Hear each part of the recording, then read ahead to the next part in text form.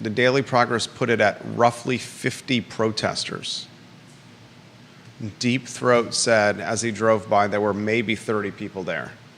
So let's put the number somewhere between 30 and 50 people showing up to the Federal Executive Institute yesterday to protest. And can we put the story behind us after today? Or will this story linger until next week? Are we the ones causing the story to linger? With local media watching our show for content for their cycles? Is it us that's lingering the story?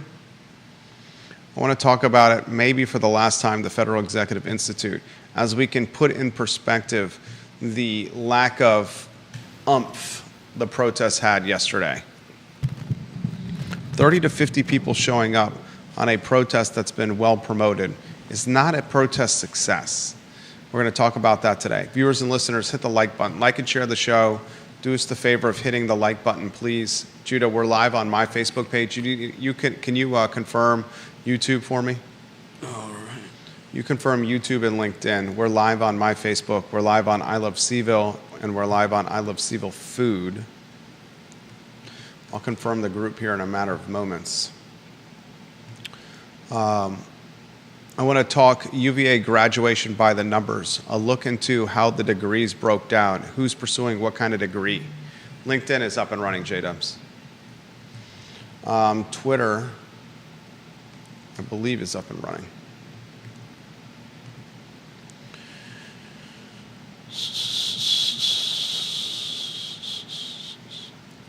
The Charlottesville School Board has written a letter to the editor about the Federal Executive Institute. Charlottesville School Board, come on the show. We're happy to host you. I mean, we have a massive following. Did I send you the magisterial district link, Judah? Let me see if I got it. I'll email it to you now. I want to get some insight into the magisterial district map. I don't think I sent it to you, but I'm sending it to you now. If you can, a screenshot of that. Let's get the panel up. The show's going to start in T-minus 20 seconds. That's in your inbox there, J-Dubs. I'm feeling pretty good here, J-Dubs. We can start the program when you're ready.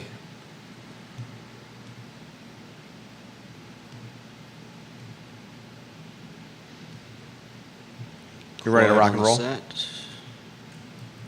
Bill McChesney, hello. Quiet on the set. It's the Friday edition of this show.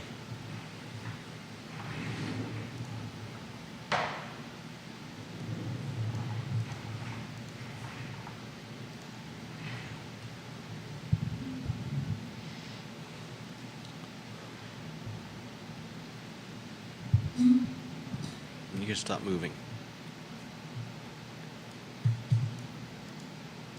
Just waiting for instructions from Judah here. You keep moving.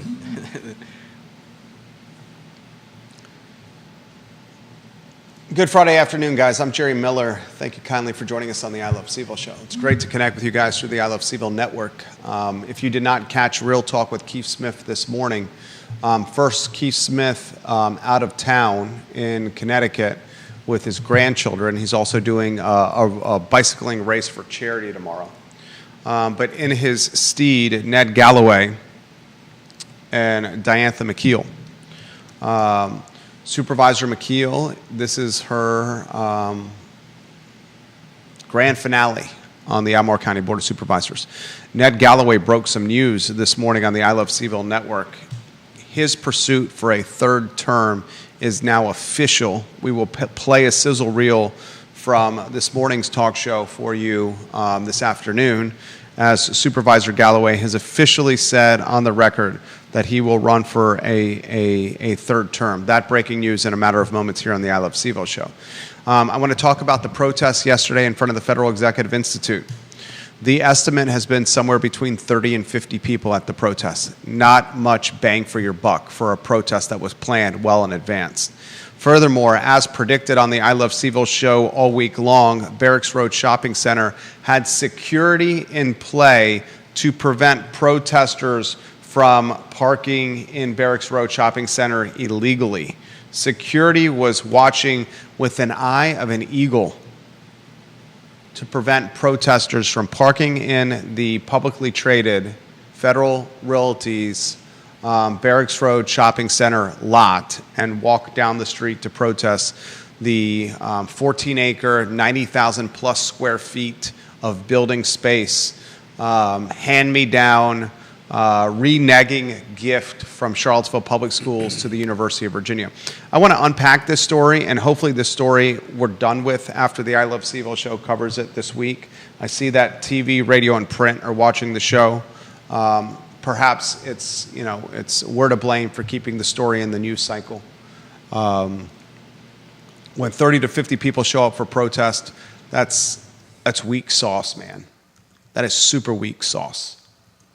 And when the leverage point, this was in the article in the Daily Progress today, the head of the teachers union said there's 32 UVA students that come to Charlottesville Public Schools to log class hours on their way to a UVA degree. The teachers union is threatening the University of Virginia by saying these 32 students can't come to our schools anymore to log class hours. Give me a break. 32 students, that's small potatoes. That is super small potatoes. That's akin to what my 2.5-year-old eats on his plate compared to what I eat on my plate. Small potatoes, small pile of broccoli, small pile of steak. We'll talk about that on the I Love CVille show. The school board has written a letter to the editor, and the tone and the approach the school board has taken throughout all this has been significantly more professional and significantly more strategic and significantly more well thought out than the tone and the tempo the teachers union has taken. I want to talk on today's show, ladies and gentlemen, the Jack Jewett District Albemarle County Board of Supervisors race between David Shreve and Sally Duncan. I will explain to you why this race is a bellwether for Albemarle County. It is a bellwether, folks. If Sally Duncan is elected to the Jack Jewett seat, we have a county in totality that is much more pro-housing. If Dave Shreve is elected to the Jack Jewett seat, we have a county as a whole that's much more cautious of housing and much more focused on infrastructure before housing. Taxes is going to play a big part of this. And I'm going to ask the question, Livable Charlottesville, the activist group in the city of Charlottesville that pushed the new zoning ordinance through, Livable Charlottesville is going balls to the wall for Sally Duncan. Is that support going to help or hurt the Jack Jewett candidate, Sally Duncan? I want to talk about that on today's show. We're going to break down the 2025 UVA class by the numbers. A couple of wet the whistle numbers for you. The 2025 class of the University of Virginia, 7,988 total degrees. 4,655 are undergraduate degrees. The remaining are graduate degrees. The University of Virginia is overwhelmingly, with its undergraduate degrees, arts and science. 2,793 arts and science degrees, 398 commerce degrees, 838 engineering degrees. Only 83 continuing and professional study degrees, only 92 architectural degrees. We'll break down these numbers, including the fact that Virginians come from 80 of the state's 95 counties and 35 of the state's 39 cities. We'll talk about that today. Do you have the Albemarle County magisterial map? Can you put that on screen? Let's wet the whistle. Look at the map. Give me a thumbs up when this is on screen. Albemarle County is the 6th largest county in the Commonwealth of Virginia, the 6th. Here's the magisterial map of Albemarle County broken down by district. There are 6 districts. The orange is the Whitehall district. The pink is the Scottsville district. The purple, the Samuel Miller district. The blue, the Rivanna district. The yellow, the Rio, and the green, the Jack Jewett. the first thing that's going to strike you on looking at these maps is, hey, they're not even in size. Well, they're not supposed to be. It's not broken down by land mass or square miles. It's broken down by density. So it tells you that the green district, the Jack Jewett, and the yellow district, the Rio, which are the smallest, are the most densely populated, the most in the urban ring. That's why they're the smallest. The Samuel Miller district is overwhelmingly the largest. It also has the smallest population. It also has the most wealth. I learned these facts today from Diantha McKeel, the outgoing Albemarle County Board of Supervisor. I also learned from Diantha McKeel that the Samuel Miller district, which is the largest district in Albemarle County, magisterial district, the Samuel Miller district, is also shrinking in population. So there's some talk that the Samuel Miller district will increase in size. You still have the map on screen? The purple district will increase in size to help equalize its population with its 5 neighboring districts. You have to ask yourself, is it good for Albemarle County to have one district so large, one district that may actually increase in size, one district that is the wealthiest district of the 6? I want to talk about that on today's show. I also want to highlight, ladies and gentlemen, your questions, your comments, your concerns, as the show is the water cooler of conversation, the I Love CVille show. Judah, studio camera, then a 2-shot. I want to ask you which headline you find most intriguing and why. We'll give some props to Charlottesville Sanitary Supply and Charlottesville Business Brokers following your insight. It's Friday. It's payday. And there's no day that Judah enjoys more than a payday Friday. Look at that smile over there. It's like a Cheshire cat with a sleeve of Ritz crackers and a tin of Cheese Whiz next to him. I think you're projecting. I do like Ritz crackers and Cheese Whiz. And projecting. Do you not like Cheese Whiz and Ritz crackers? I don't know that I'm a fan of Cheese Whiz. What would be a better comparison for you as you smile ear to ear?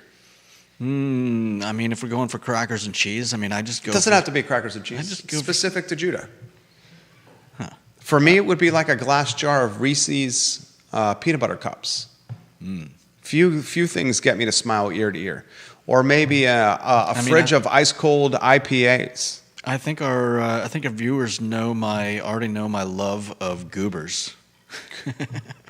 Judah gets ear-to-ear smile when he has a pile of goobers in front of him, ladies and gentlemen. Oh, yeah. Pile of goobers. Which headline most intrigues you and why? I'm interested in the discussion of what UVA could do or perhaps should do to extend an olive branch to the city, despite the fact that I think we've clearly shown that the UVA, we don't have proof, but it doesn't seem like UVA was doing any of this to spite Charlottesville UVA or the school system. Look, we've held UVA accountable for so many different reasons and across so many different circumstances. We'll continue to. And we have shown that the University of Virginia has shown so poor judgment in so many realms of decision making. And we, as Judah just said, will continue to hold the University of Virginia accountable. Yeah. But in the particular circumstance of the Federal Executive Institute, none of the doo-doo, none of the stink should fall on the University of Virginia. Yeah. None of it should stick to the University of Virginia here. UVA initially tried to go in with a joint application with city schools for the Federal Executive Institute. Until they found out they couldn't. Then they found out they couldn't. And then they sent their application with essentially hey, this should go to the Charlottesville city schools. And I haven't seen proof of that, so that's we can say it's hearsay. But whether they did or didn't, now there are people saying that UVA went behind the scenes and used their political clout or whatever clout to force the changed decision. That's a narrative that's being pushed by the president of the teacher union, Shannon Gillikin. But there's She no pushed proof it of that in either. the Daily Progress today and has pushed it on her social media. This is a president of a teacher union that's pushing that narrative. And I did These not, are facts, people. I did not go to UVA. I don't care about UVA. I appreciate the fact that Charlottesville would not be Charlottesville without them. But I still think they take a great many liberties. And, you know, I don't think they have to do anything. Oh, they don't have to do a damn thing. But I think it would go a long way for them to find a way to extend an olive branch. And I would be very interested in hearing a discussion on what people think that olive branch should be. Viewers and listeners, let us know your thoughts. Put them in the feed. We'll relay them live on air. The president of the teacher union organized a protest yesterday at the Federal Executive Institute. The protest flopped. 30 to 50 people showed up for the protest. Mm-hmm. That's a paltry sum. In the flyer to organize the protest, where language UVA steals from children was utilized, the protest flyer encouraged participants to park illegally in Barracks Road Shopping Center. It was circulated far and wide. I speculated yesterday, I speculated on Wednesday, and I speculated on Tuesday, would Barracks Road Shopping Center, which is a publicly traded owned by a publicly traded company, Federal Realty. It's owned by Federal Realty. They own Class A shopping centers everywhere. Would Federal Realty respond in an aggressive manner that would keep protesters from parking illegally? And ladies and gentlemen, lo and behold, the prediction was right. They had gatekeepers monitoring the parking lot at Barracks Road Shopping Center, security, preventing protesters from parking there illegally to then walk down the street to the Federal Executive Institute. Perhaps that limited participation. Perhaps the fact that the protest is just plain dumb. You're protesting a building that the University of Virginia had no sway or influence in determining where it went. Maybe the protest was just plain dumb. We'll talk about this on the I Love CVille show. First, I want to give some props to Charlottesville Sanitary Supply, 60 consecutive plus years in business. John Vermillion, Andrew Vermillion, Charlottesville Sanitary Supply on East High Street and online at charlottesvillesanitarysupply.com. Doing business the right way, the honest way, the communicative way. Charlottesville Sanitary Supply. We'll talk on today's program the olive branch that Judah mentioned. We'll talk on today's program the fact that the teachers union is saying we are not going to welcome UVA students into our classrooms so they can log hours, so they can earn a degree from UVA if we don't get this building. If UVA doesn't pull this application to help us get it. We found out in today's newspaper, Shannon Gillikin offered the intel herself that only 32 UVA students log hours at Charlottesville Public Schools. Only 32. A number so small that 32 barely allows you to field a high school football team. I'm quite confident that those 32 UVA students will head to other schools if the teacher union is in fact adamant that they won't allow them in Charlottesville classrooms. I'd be curious to hear what the school board and superintendent Dr. Royale Gurley says about his teacher union leveraging student-teacher positions in a media fight. I would bet you the school board and the Dr. Royale superintendent office and his lieutenants would say, no, that's not actually true. These people are speaking out on one side of their mouth and don't have the power to back it up. Okay, we'll talk about that on today's show. We'll welcome your comments on the Friday edition of the I Love CVille show. But first, we start with some breaking news, Judah. Ned Galloway and Diantha McKeel on the Friday edition of Real Talk with Keith Smith. Keith Smith out of market with his grandchildren, but we had breaking news on the show. Do we have that sound ready to go? Mm-hmm. Here's Ned Galloway, 2 terms in Rio District, Albemarle County Board of Supervisors. We asked him, will you officially run for a 3rd term? There's been no official statement. Here's what Ned Galloway had to say. Breaking news that you will see in legacy media after it airs on this network today. Ned Galloway's answer on whether he will seek a 3rd term. Judah Wickower, 3, 2, 1. You Can we say pursuing another term? Can I say that? I will officially tell you now I'm running for re-election. Okay. I have dodged that question. It's not a secret, I don't think, at this point, but I've not done an official announcement. We should have done a drum roll. Why don't we take a moment here? Ned Galloway, you want to make a statement here? I'm simply stating that this will be my run for a third term for the Rio District seat. I'm looking forward to it, and I hope the voters of the district will give me that opportunity to serve again. Still got plenty of things I'd like to do on my to-do list as a supervisor, but at this point, I've attended a candidate forum as a candidate. I've said that I've just not done any sort of big press release or some of the stuff you do to roll it out. But you know what? This is a great place to be able to announce officially that I am running for re-election. Okay. And after all, That's breaking news right there from the I Love CVille Network. Ned Galloway, Rio District Supervisor, will seek a third term. Currently, no competition in the Rio District for Ned Galloway, who is one of the good guys. I hope Supervisor Galloway hears this, and I think Supervisor Galloway already knows this. While our politics do not align and we do not see eye to eye on everything, we do see eye to eye on some things. Regardless, I respect the man. I find the man to be a man of thought, who cares deeply of constituents and voters in Albemarle County. Yeah. And from his viewpoint and his politics, wants what is best for Albemarle County. Yeah, I certainly appreciate his expertise, his knowledge. He has good intentions. And his desire to work for us and to work with the other counselors, supervisors. Now, I will say this. This will be 3 straight terms. I believe each term, no competition in his first 2 races. Now the third race, no competition. Okay? He would be the first to say having competitive races is good for the county. Mm-hmm. Okay? And I had this conversation before and after the show with Diantha McKeel and Ned Galloway this morning, that this election cycle is a pretty significant one for Albemarle County. Why it's significant is you have 3 of 6 board seats that are up for election. You have the Rio District, the Jack Jewett District, and the Samuel Miller District. The Rio District right now has no competition, but the other 2 districts do have competitive races. The Samuel Miller District has actually a Republican running, and Scott Smith.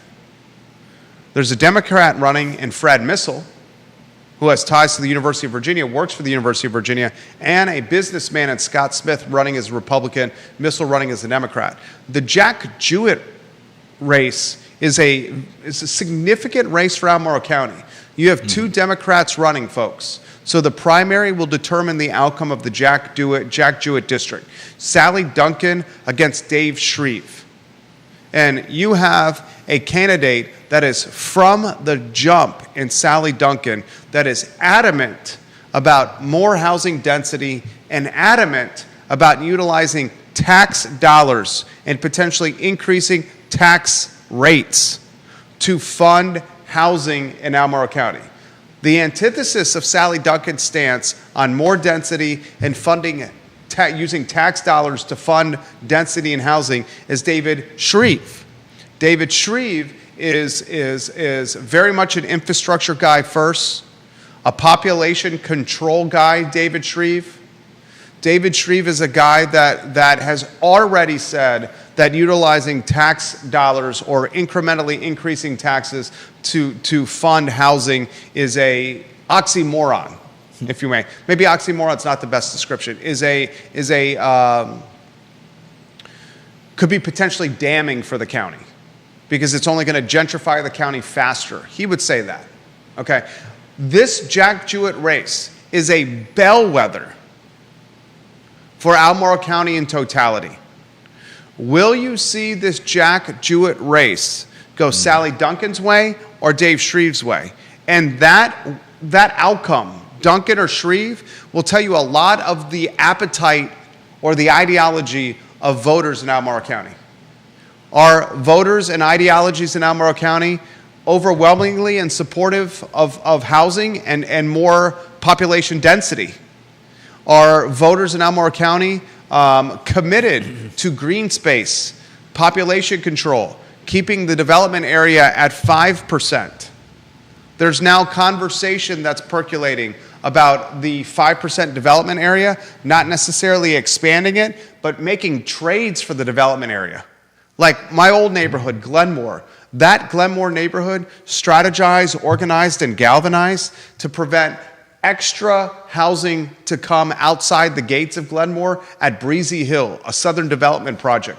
Charlie Armstrong and Frank Bailiff. I was in those rooms. I watched some of the smartest people out there, retirees that had deep pockets, put a plan in place to kill a development called Breezy Hill on what it was going to be in full capacity. They utilize buzzwords like fire and rescue, infrastructure, roads, traffic, water, infrastructure strain to kill a neighborhood development called Breezy Hill outside the gates of Glenmore. And as a result, the Rivanna Village, that area right around Glenmore in the Keswick area, which, ladies and gentlemen, is in the Scottsville district. The Scottsville district has 3 voting blocks: the Glenmore neighborhood, the Mill Creek neighborhood, and the town of Scottsville neighborhood. That Glenmore neighborhood kiboshed the Rivanna Village and its true capacity of what the comprehensive plan said it should look like. And Mike Pruitt, who won the Scottsville district race, unopposed he ran. He ran unopposed, Mike Pruitt, for the Scottsville district. He is now pushing that there should be some trades for the development area. With the Rivanna Village not being at full capacity, we should trade out the Rivanna Village in that 5%, say it's not part of that 5% development area, and bring another 5% in. Supervisors are saying, look at Biscuit Run. What is it, 400 acres, Biscuit Run? The Commonwealth of Virginia gave very important, wealthy, and influential people, Hunter Craig, Corin Capshaw, members of the Dave Matthews Band, were the money behind Biscuit Run. And at one time, Biscuit Run was going to be an extremely densely populated housing development. This is kind of down Avon Extended and 5th Street Extended, where Biscuit Run is. And this was going to be an extremely dense housing development. But they were going to bring it to market at the time of the housing crash, 2008, 2009, 2010.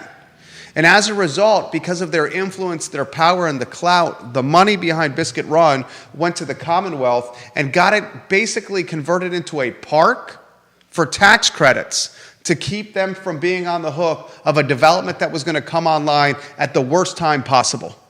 And because this development was converted from housing development into park, a boatload of acreage in the development area was cannibalized, was put on ice. So they're talking these trades. It's like when I was in elementary school, where I would trade like a Barry Bonds rookie card for a Sammy Sosa rookie card, or a Ryan Sandberg rookie card for a Lenny Dykstra rookie card. I would trade a Larry Chipper Jones rookie card for an Ozzie Smith rookie card. They're talking about making trades in the development area. Mm-hmm. You have a time in Albemarle County where the dynamic of the board could change dramatically here. Michael Pruitt is unabashed in his stance for housing. He is a housing advocate, over-the-top housing. Sally Duncan is over-the-top, unabashed for her stance with housing and density, affordability, upticking population. That's 2. Supervisor Galloway is in that camp as well. He's in that camp. Ann Malik's not in that camp. B. Lepisto Kirtley is not in that camp. Jim Andrews is not in that camp, but he's getting off the board. I'm very curious to see what Fred Missel's stance is in the Samuel Miller district. I know his competition, the Republican Scott Smith, is not in that camp. So are you at a time at the end of 2025 where you could see a Sally Duncan, Mike Pruitt, and a Ned Galloway, 3 votes with 3 on the opposite side? And a board that's torn over housing and taxes and density in the county? That's why this is such a monumental race, viewers and listeners. Monumental election cycle. And then I got this question for you. You ready for this? And this is a question for Judah. This is a question for you, viewers and listeners. The advocacy and activist group from the city of Charlottesville Livable CVille, who is the driver of the new zoning ordinance in Charlottesville that has flopped until this point. It's been stuck in lawsuit quicksand, the new zoning ordinance. They're overwhelmingly backing and supporting Sally Duncan. Judah, is that going to help Sally Duncan, or is that going to hurt Sally Duncan and her bid to be a supervisor? I'm curious of your take as an Albemarle County voter. Man, I think with the with the outcome of the protest, is it really going to matter?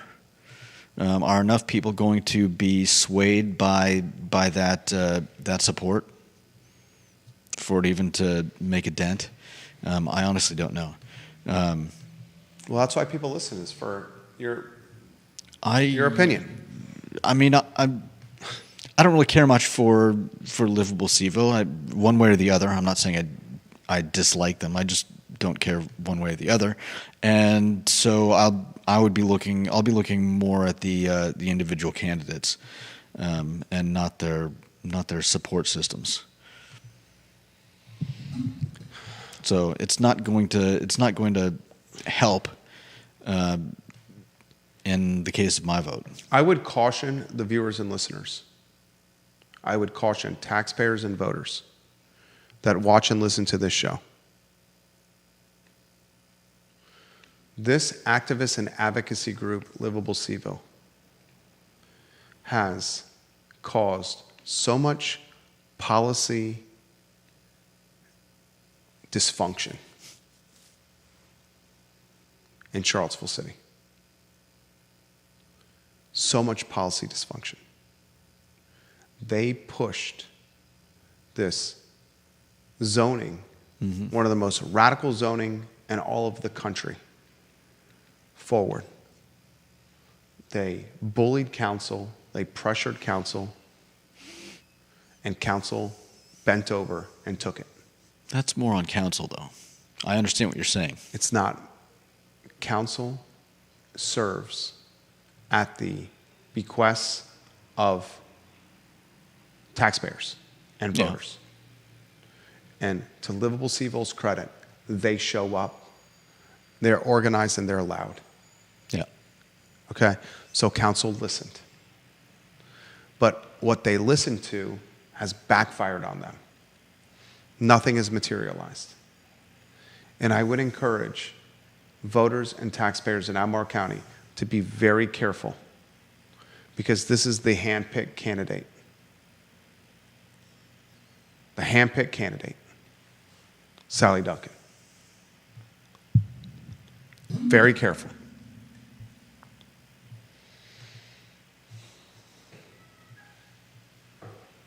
Bill McChesney says if he had a vote, that would absolutely turn him away, having that advocacy group support a candidate. It's fair. Absolutely he would. Barbara Becker-Tilley, welcome to the show. Vanessa Parkhill, Logan Wells Clayla, welcome to the program. Lauren and Ivy, Richard Fox, Kevin Yancey, welcome to the program. Viewers and listeners, let us know your thoughts. David Riddick, curious of your thoughts. Carol Thorpe, Colleen Tyler, curious of your thoughts. Jason Noble, curious of your thoughts.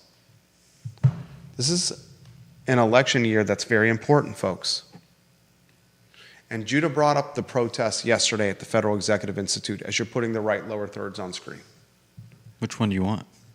50 protesters at the Federal Executive Institute, and should UVA extend an olive branch? University of Virginia should wait to extend the olive branch. If the University of Virginia extends the olive branch now to city schools, Right. It then looks like protesters will say, we got this. We did it. We got this olive branch because of what we did. Mm-hmm. And if the University of Virginia wanted to negotiate intelligently, they would not offer the olive branch anytime now. They would Right. wait a time where no one could say this advocacy or this activism tied to the Federal Executive Institute encouraged us to do this. Because if the University of Virginia and Jim Ryan and the Board of Visitors, listen to me, if they offer the olive branch now, then the next thing that will be ramrodded down your throat is a pilot program, increased living wage, and don't get me wrong, I think an increased living wage should happen at the University of Virginia. I think the University of Virginia should do a payment in lieu of taxes. They should absolutely be offering a chunk of money to the city in Albemarle County. Yeah. Absolutely. They should be contributing to transportation and infrastructure projects, especially around the university and gateways of the university. Absolutely, they should. They should be doing more for housing affordability. But I just want to talk the science of negotiation. If you cave to pressure and perception now, then that pressure and perception will only snowball and gain more momentum against you. That's just how it works. And I want to finish the Federal Executive Institute topic, okay? Hopefully this is behind us. If the University of Virginia had not have submitted an application for the Federal Executive Institute, this building, this primo piece of property, could have been allocated to another group altogether. Yeah. It may not have gone to the city schools nor the University of Virginia. It could have gone to something else. And this could catch me some heat.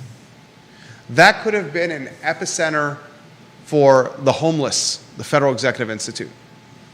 And I cannot think of I take that back. I can think of many worse positions for an epicenter for the homeless than 14 acres between Stonefield and Barracks Road Shopping Center. There's many spots worse than that, but that's not a great spot for it. So UVA had to submit an application to hedge risk and exposure from some unknown third or fourth party potentially acquiring one of the most marquee positions in our area. I hope this is the last we hear of this. It won't. Part of me thinks that's not going to be the case. A big part of you. Anything you want to add, Judah Wickhauer? No. Bill McChesney, you have heard, seen my opinion. I believe the UVA School of Education should create an early childhood education center that would allow students from Charlottesville and Albemarle and perhaps other surrounding counties to get superior preschool experiences. John Blair says this. I spoke with an Albemarle County teacher last night. Obviously, they do not work for the city, but they had the following comment about the federal executive situation. It's completely wrong to refuse to help student teachers get their required hours. They said that everyone in school is trying to start their careers. Maybe most of them will become good teachers. It just seems horrible, in their opinion, to make starting a teacher career that much harder by having to commute over the mountain or up to Madison or Orange or Greene County. It's a great point by John Blair. Very good point. I will caution the Charlottesville City Teachers Union. First off, you're negotiating with crumbs. The leverage you have in this negotiation is 32, the president of the Teachers Union's words in today's Daily Progress. I wouldn't even call it leverage. It's 32 positions 32 spots that you can welcome UVA students into your classroom. 32. That's not leverage. That is not leverage. That's a threat so empty, when UVA heard it, they laughed in the face of the teacher union. That's how empty that threat is. 32 positions is not leverage. Second, I doubt the teachers union even has the autonomy to speak for the school system and say, we're not going to welcome these 32 kids into the school system so they can log some hours. Dr. Royale Gurley, does the teacher union have that autonomy? Superintendent Gurley, I'm talking to you here. Does the teacher union have the autonomy, Superintendent Gurley, to speak for your entire school system and say that these 32 kids from UVA cannot learn or log hours in your classrooms? Why haven't you commented on this, Dr. Gurley? Why hasn't the school board commented on this? Why haven't they commented? The teacher union doesn't have that power. Third, let's say the teacher union does have the power to limit 32 UVA students from logging hours in a classroom. Let's say they do, hypothetically, right? Isn't that just going to water down the school, Charlottesville schools, even more, and strengthen the surrounding schools, Albemarle County, or the private schools? Wouldn't fourth years, third years, or graduate students at UVA, any student that's a University of Virginia student, going into a classroom and working with kids, wouldn't that be to the betterment of the kids in that classroom? One of the kids at one of the best education institutes of higher learning, the University of Virginia in the nation, are coming to your classroom and working for free with a sense of over-eagerness, with a sense of not being jaded, with a sense of wanting to work hard because they're new to the profession, willing to work for free. Wouldn't you roll out the red carpet for these 32 UVA students? And why risk them going to private schools to further the educational divide? Wouldn't they just end up at St. Anne's or Covenant or Albemarle County or Western Albemarle, widening the divide of education in Central Virginia, in Charlottesville and Albemarle? I don't want to hear about this anymore from the teacher union. The position they've done here with the protest of 30 to 50 people, the position they've done here where they told their protesters to park illegally in Barracks Road Shopping Center only to have security at Barracks Road Shopping Center keep them from doing that and watch them with an eagle eye.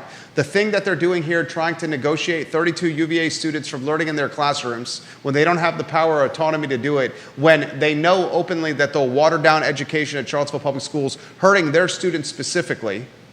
The thing that they're doing here, where they're basically saying, UVA, give us this building, when it literally says, Jim Ryan wrote a letter to Dr. Gurley, we have a 30-year commitment here. If we get this building, we're committed to this for 30 years. It's part of the contract. We can't give it to you.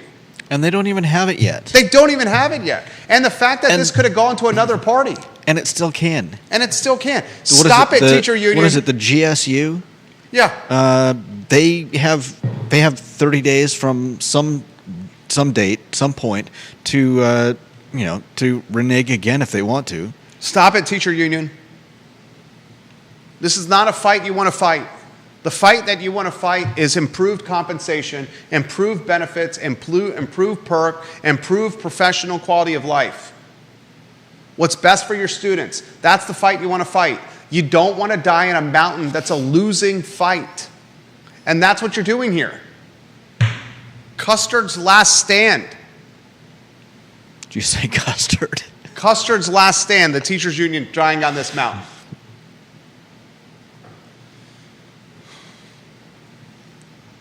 Anything you want to add? I really like Custard's last stand. Why do you like the Custard's last stand? It's funny. It's whether it was intentional or not. Of course it was intentional. Okay. What was not intentional about that? I don't know. I love it. John says, the unspoken factor in the Shreve-Duncan race is that it's a Democratic primary. I think Shreve probably appeals to more conservative voters. Some of those voters will not vote in a Democratic primary. Primaries do tend to favor the more liberal candidates for D's and the more conservative candidates for R's. I'm very curious if someone got in Dave Shreve's ear and said, Dave, maybe you should run as an independent. John, I have this question for you. I think I know the answer. If Sally Duncan beats Dave Shreve in the Democratic primary, could Dave then run as an independent? Interesting. Because I agree that Shreve's ideology and platform align with the old guard of Albemarle. It's so funny. The Democratic Party in Charlottesville and in Albemarle County is so vast with its ideology. You have progressive Democrats from a housing standpoint that are overwhelming density, overwhelming taxes, overwhelming anything to create housing affordability. But then you have OG, old guard Democrats that are more center aisle, that don't want strain on infrastructure, are sick and tired of a lack of green space. Studio camera, or Market Street camera. Did you get him? Barely. Did you get Lloyd? Barely. That's a perfect example of Lloyd Snook walking down Market Street. Did you get him? A little He's bit. a center aisle Democrat, where Michael Yeah. Payne on council is a socialist progressive Democrat. They're all D's, but Right. they're not close in ideology. Shreve and Duncan are a perfect example of this. If you want green space, if you're tired of density, if you're tired of traffic, Shreve's your guy. If you're tired of tax increases, Shreve's your guy.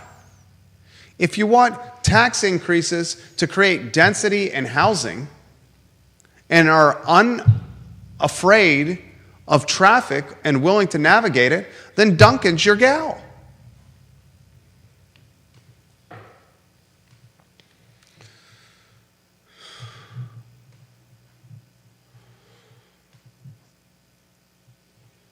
John says he would have to run as a write-in. He cannot run as an independent. He would have to run as a write-in candidate. And if he runs as a write-in candidate, he's got no chance of winning. So his name would not be on the ballot. Did Dave Shreve make a mistake running as a Democrat and getting stuck in a primary against Sally Duncan? Should Shreve has run as an independent, which would have given him more time throughout the whole year to get his platform out to voters and listeners? Or did Shreve say historical data suggests that if I don't run with a D next to my name, I have no chance of winning? That's the scales of justice this dude is having to navigate. If I don't run with a D, the last 3 or 4 election cycles, the last Republican was Ken Boyd. Yeah. If I don't run with a D, I have no chance of winning, the last generation of elections in Albemarle County suggest. Or do I run as an independent, give myself all of 2025 to get my platform out there so come November, voters could be like, oh, this guy's against no tax increases. This guy's against no density increases. This guy's against no more housing, but a prioritization on infrastructure. It was very interesting to watch Supervisor McKeel on Real Talk with Keith Smith this morning emphasize his employer. 4 times she emphasized it on Real Talk with Keith Smith. That was a very politically correct way for her to say, look at who he's working for.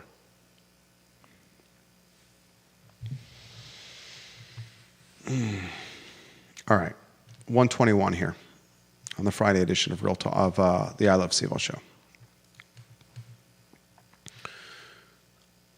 Kate Schartz, welcome to the show. Kate Schartz, are you Samuel Miller District or Jack Jewett District? Out of curiosity, is your neighborhood Samuel Miller District or Jack Jewett District? All right. I'll get to viewers and listeners' comments here in a matter of moments. Put the UVA headline on screen. UVA will bestow 7,988 degrees this weekend, Judah. 7,988. Of those, 4,655 are baccalaureate degrees. The remainder are graduate degrees. The College and Graduate School of Arts and Sciences, which is UVA's largest school, will offer the most amount of degrees. Nearly 450 graduate degrees or professional diplomas in law or medicine. Wow. The School of Data Science is awarding 142 graduates. The Darden School of Business is awarding 532 certificates. 67% of undergraduate degree earners in the class of 2025 are from the Commonwealth. This is all information you can find on news.virginia.edu. 67% of undergraduate degree earners in the class of 2025 are from Virginia. That means 33%, Judah, are from out of state. More than 1,100 graduates are first-generation college students. Good for them. 502 of that 1,100 are from the Commonwealth. The youngest member of the class of 2025 is 18 years old. Man, 18 years old. Goodness gracious. The oldest member of the class is 80 years old. 9 undergraduate students are graduating in 2 years or less. Wow. 9. More than 250 undergraduates will earn their degrees in 3 years or less. Here are the top 5 degrees by numbers. Economics, which is from the College and Graduate School of Arts and Sciences, overwhelmingly number 1. Business Administration, the Darden School of Business is 2. Commerce, the McIntyre School of Commerce is 3. Computer Science, College and Graduate School of Art and Science is 4. And School of Law is 5. And UVA is very much making an emphasis of not bringing balloons to graduation. They will be confiscated if you bring your balloons to graduation. That's good. I like it too. Because, you know, the balloons, when they get let go, They go somewhere and go they come somewhere. down somewhere. and they hurt animals. And it's just plastic waste. It's litter. Not to mention there's a limited amount of helium in the world, so please, people, conserve. I'm worried about the baby conserve, birds. Conserve helium. The baby bird's getting fed by mama bird in the nest, and mistakenly mama bird giving baby bird a piece of the balloon. The baby bird would choke. Give the baby birds the broken down worm pieces. Don't give the baby birds the broken down balloon pieces. That's how the baby birds die. I don't want the baby birds to die. Don't hurt the baby birds. Judah's worried about the helium in the world. I'm worried about the baby birds. You've I'm been worried about the sucking down birds, enough too. helium to talk like Mickey Mouse for most of your life, haven't you? I'd like to say yes, I have, but no, I don't know that I've inhaled a Hitting whole that lot cracker? of helium in the You world. hitting that cracker to catch that rush? What's that? Nothing. That's a PG-13 R reference right there. All right. Put the magisterial districts of Albemarle County on screen. I learned from Diantha McKeel today on the show.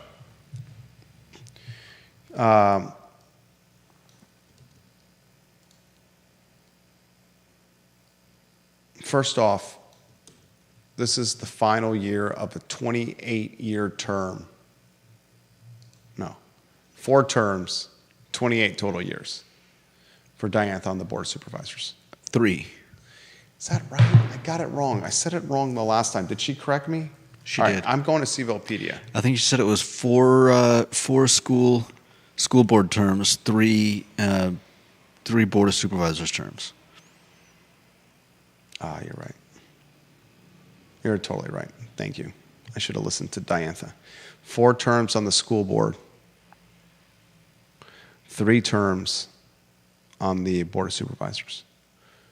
4 terms on the school board and 3 terms on the Board of Supervisors. Good night. That is a lot of service. Yeah. While we don't always agree on politics, I will commend her on 4 terms on the school board and 3 terms on the Board of Supervisors. No doubt. That's someone that cares deeply about Albemarle County, because you're not doing this for the money. Yeah. That is amazing. Mm-hmm. Right? Is that not amazing? She was elected to the school board in 1997. And then in 2001, 2005, and 2009. Then supervisor in 2013, 17, and 21. She's been an elected official for the last 28 years. Yeah.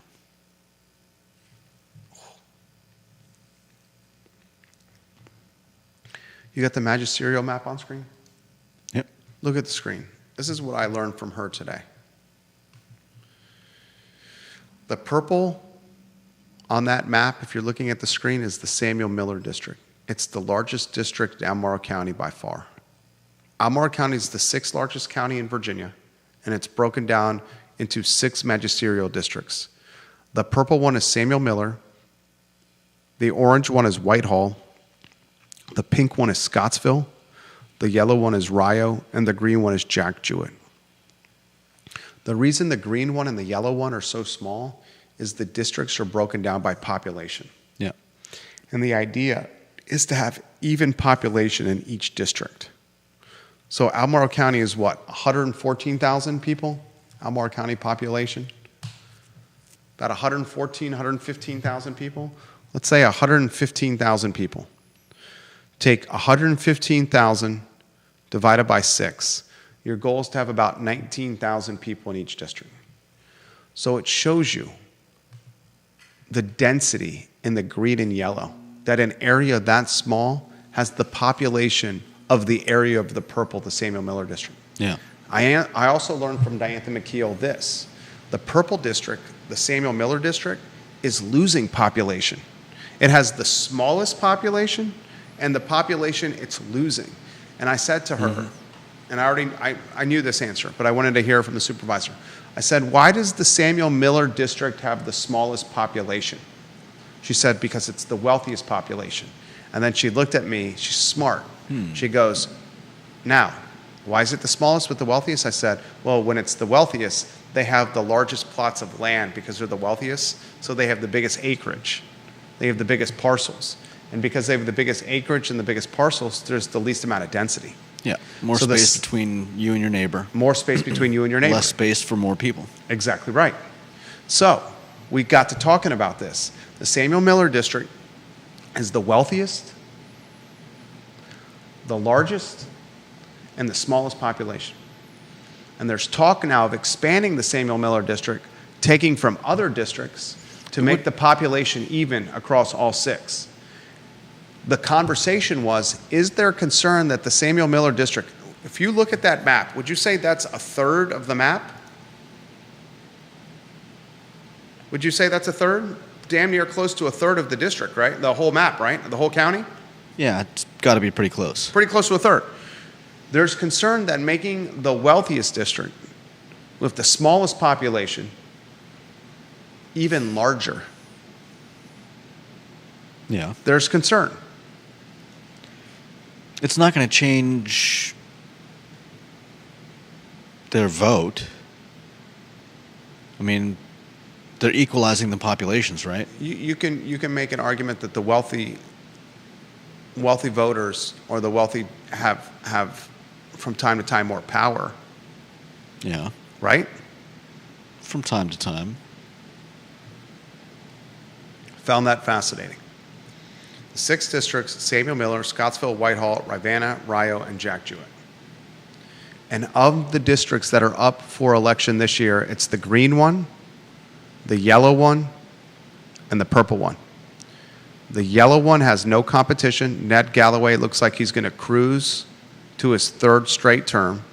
The green one has the competition that we're saying could be the bellwether of Albemarle County, Shreve versus Duncan. And the purple one has a Republican challenging a Democrat. Scott Smith, the Republican, against Fred Missel, the Democrat who works for UVA. What a time to be alive in Albemarle County. Goodness gracious, great balls of fire. Judah Wickower, any closing thoughts? Oh. Get out there and enjoy this beautiful town and this beautiful weather. Graduation weekend, 40,000 people coming to Charlottesville. 40,000. I believe there's also going to be another There's Tesla an indivisible protest Charlottesville protest. at Stonefield. Stonefield again. So, I mean, if you want to be a part of those, go ahead. But I'd rather enjoy life and the weather and Why this would beautiful somebody, town that we have Why at our would disposal. somebody choose to do a Tesla protest in the shops of Stonefield on graduation weekend? Who in their right mind organizes a protest for a car dealership that is not open yet in graduation weekend? Oh, and by the way, have you seen what Tesla stock has done of late? I've seen it go up and down and up and down. It's sizzling. Since Elon Musk said he was going to peace out of the Department of Government Efficiency, and since Trump did the 90-day reprieve on tariffs with China, the Tesla stock is on fire. Whether or not that's just following the general trend of the S&P, I don't know that I would bet on Tesla on its own without the rest of On the Monday, it opened at 322. It's at 349 right now. All right, that's all she wrote. Friday edition of the I Love CVille show. Judah Wickower, Jerry Miller, thank you kindly for joining us. We're back Monday. So long, everybody.